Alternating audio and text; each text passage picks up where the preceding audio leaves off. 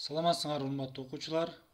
Бүгүнкү сабагыбызда көз карандысыз мамлекеттердин шериктештиги же кыскача айтканда КМШ мамлекеттери тууралуу сөз кылмакчыбыз.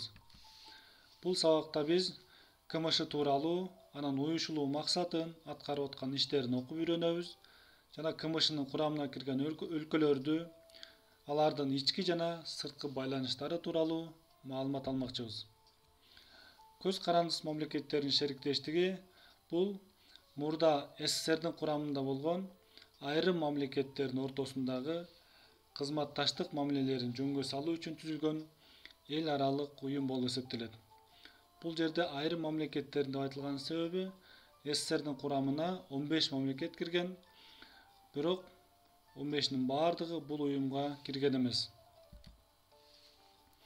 Бул уюм 1991 жылдын 8 декабрында Белоруссиянын Минск шаарына жакын Беловеж деген жеринде Россиянын, Украинанын жана Белоруссиянын президенттери кол койгон келишимдин негизинде түзүлгөн. Бул уюмдун негизги максаты дагы ошо тарап кеткен СССРдин курамындагы өлкөлөр мындан ары дагы бири-бирине колдоо көргөзүп, байланышты үзбөө максатында түзүлгөн десек дагы болот. Ал эми 1991 жылы 11 декабрда Кыргызстан жана Армения КМШга кошулууга макулдугун билдиришкен. 1991 жылдын 21 декабрында Казакстандын президентинин демилгеси менен Алмата шаарында 9 республиканын президенттери чогулуп, КМШнын декларациясына кол коюшкан. Ал өлкөлөр Армения, Белоруссия, Казакстан, Кыргызстан, Россия, Тажикстан, Түркменистан, Өзбекстан жана Украина өлкөлөрү болгон. Кийинчерээк Азербайжан, Грузия жана Молдавия кошулган. 1993 жылы 22 январда Минск шаарында КМШнын уставы кабыл алынган.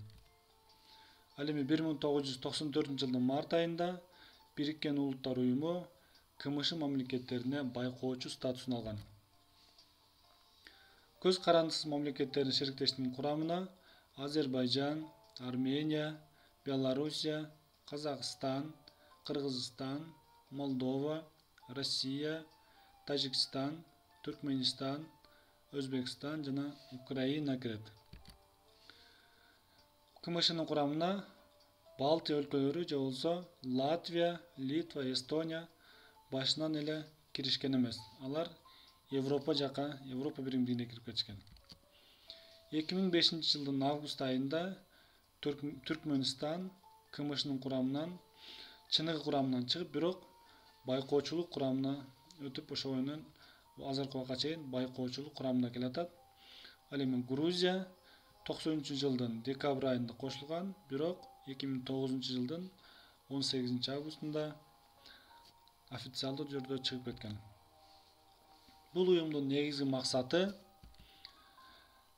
саясий, экономикалык, экологиялык, гуманитардык, маданияттык жана башка жактардан өлкөлөр арасында байланыш түзүү болуп эсептелет.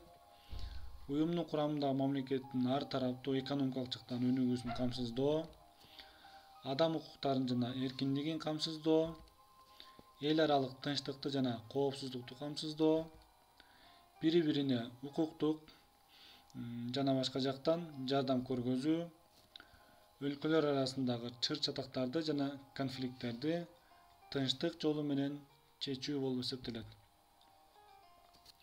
КМШнын аянты 22,1 миллион километр квадраты түзөт.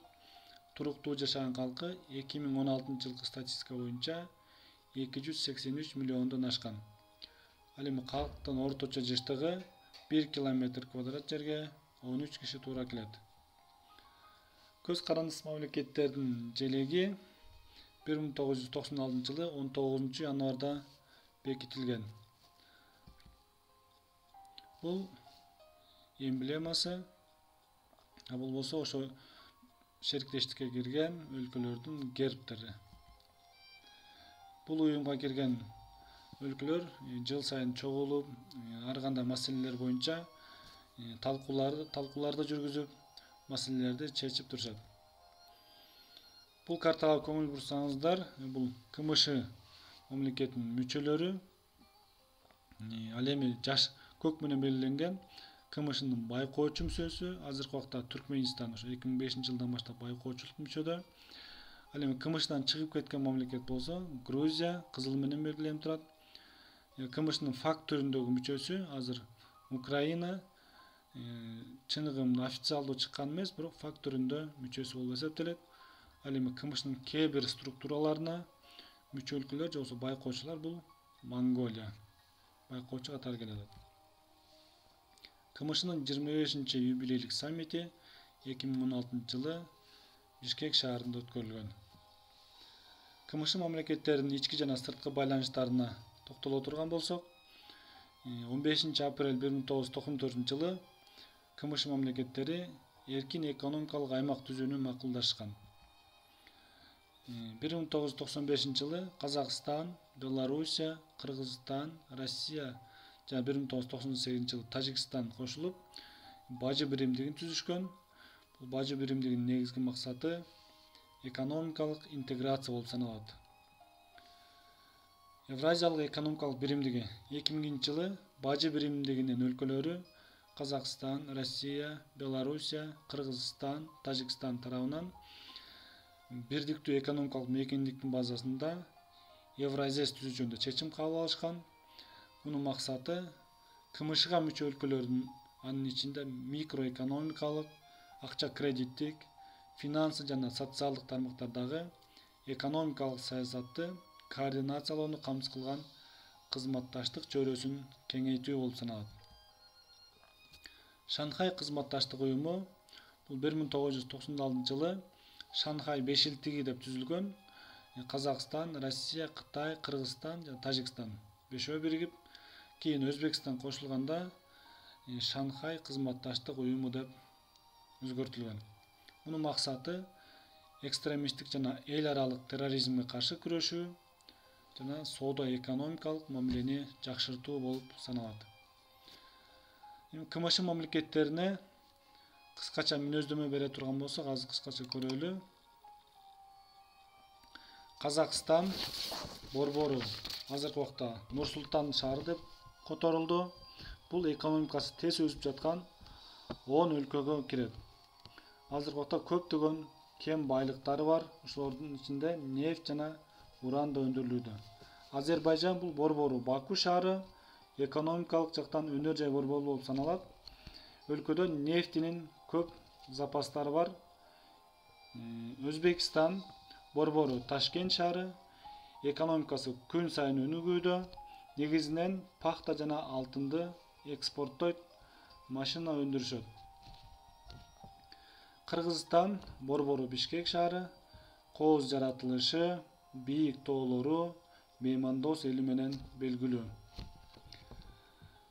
Россия борбору Москва шаары аянты боюнча эң чоң өлкө. Өлкөнүн экономикасы кеп байлыкка негизделген. Өзгөчө нефть жана газ өтө көп. Дүйнөдөгү эң таасирдүү өлкөлөрдүн катарына кирет. Белоруссия республикасы борбору Минск шаары экономикасы аябай жакшы өнүгүүдө азыркы убакта.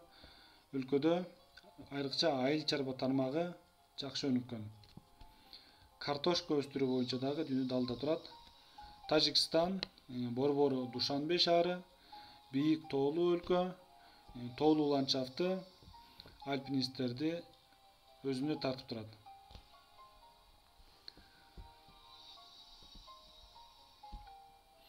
Украина борбору Киев аябай кооз шаар жана маданиятка өтө бай өлкө. Европада аянты боюнча эң ири өлкө болуп саналат. Демократиялык өлкө жана билим берүү боюнча дүйнөдө алдыңкы орундарда турат. Армения борбору Ереван СНГ мамлекеттеринде аянты боюнча эң кичине өлкө болуп саналат. Европа менен тыгыз байланышта, маданий жактан дагы аябай байланыш түзүп турат. Молдова өлкөсү борбору Кишинев шаары Европадагы эң жакыр өлкө болуп эсептелет. өлкөдө жумушсуздук көп болгондуктан калкынын көпчүлүгү чет өлкөлөргө иштөөгө кетишет. Түркменистан, Борбору Ашхабад шаары бул өлкөдө жаратылыш газы көп өндүрүлгөндүктөн ошол газды сатуу менен өлкөнүн экономикасы баюуда. Эми сабагыбызды жыйынтадык.